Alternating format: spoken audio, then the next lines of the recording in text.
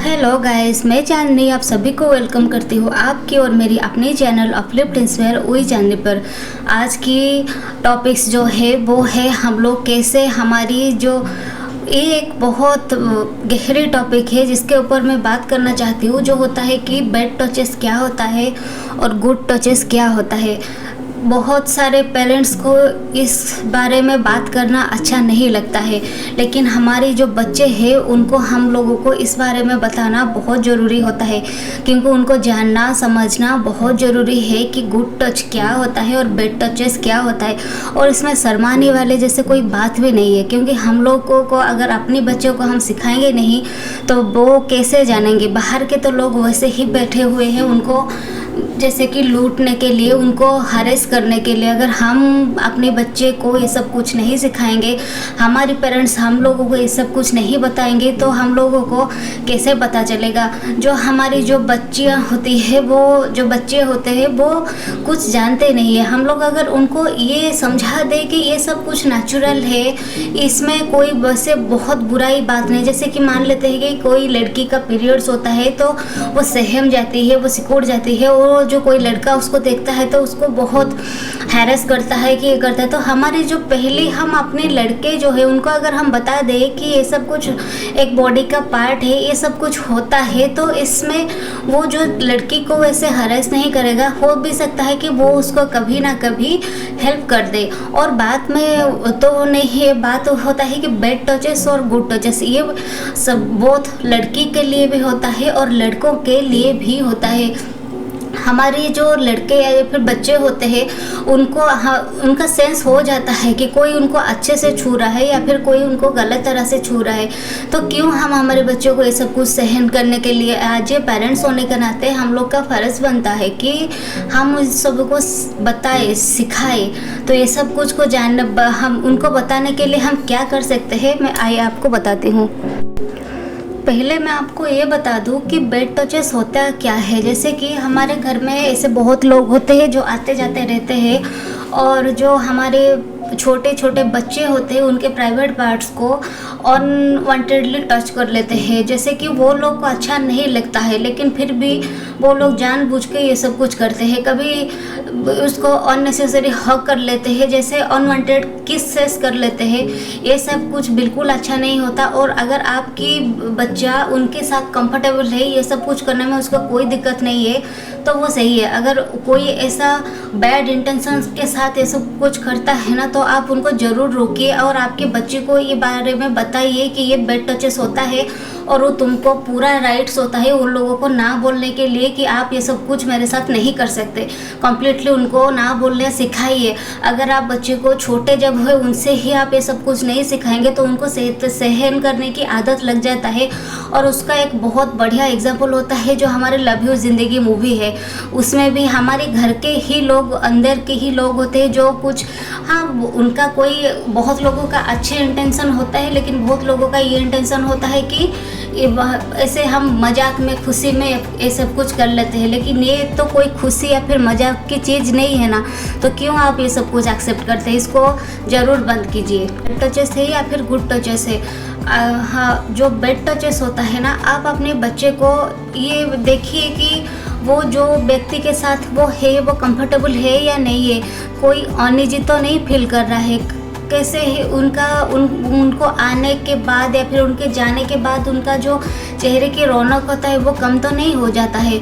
अगर वो आपके बच्चे आपको ये बोलते हैं कि मुझे ये वाले लोग पसंद नहीं है, तो आप उनको अच्छे से सुनिए, गहराई से उनको बात को समझे। हो सकता है वो आपके बच्चे नहीं जानते होंगे, क्योंकि वो सब कुछ वो छोटे होते हैं, उनको कैसे पता चलेगा ये सब कुछ के बारे में, उनको नहीं पता होता है। आपको अगर वो बोलते हैं तो आप उनको अच्छे से सुनिए। एक पेरेंट्स होने के नाते आपको ये जिम्मेदारी रहती है कि आप एक अच्छे लिसनर बनिए। वो हो सकता है आप अगर आपको समझेंगे तो वो आपको बोलेंगे। तो ये कहने की मतलब होता है कि हम लोग जानेंगे कैसे कि कोई लोग हमको बैड टचेस करते हैं। जैसे कि कोई बोलते हैं कि ये ऐसा हो गया और आप मम्मी पापा को मत बताना, या फिर कोई आपकी बड़ी बहन भाई है तो उनको भी मत बताना। अंधेरी जगह को अकेले में बुला लेना, या फिर चॉकलेट या फिर आइसक्रीम देके अपनी बेटियों और फिर अपने बेटों के साथ गलत हरकत करना, या फिर कोई ऐसा चीज़ की जैसे कि सीक्रेट रखो, ये सब कुछ कम्प्लीटली एक रेड फ्लैग है। आपको इस सभी को अपने बच्चे से अच्छे से पूछताछ करना है। और अगर आपके बच्चे के साथ ये सब कुछ होता है तो आप ये सब कुछ को इग्नोर मत कीजिए और इसी को एक्शन में कन्वर्ट कीजिए। आपके बच्चे को आप अगर उनको सहारा नहीं देंगे तो वो किसको बोलेंगे। उसके बाद आता है हम लोग ये बैड टचेस से बचे कैसे।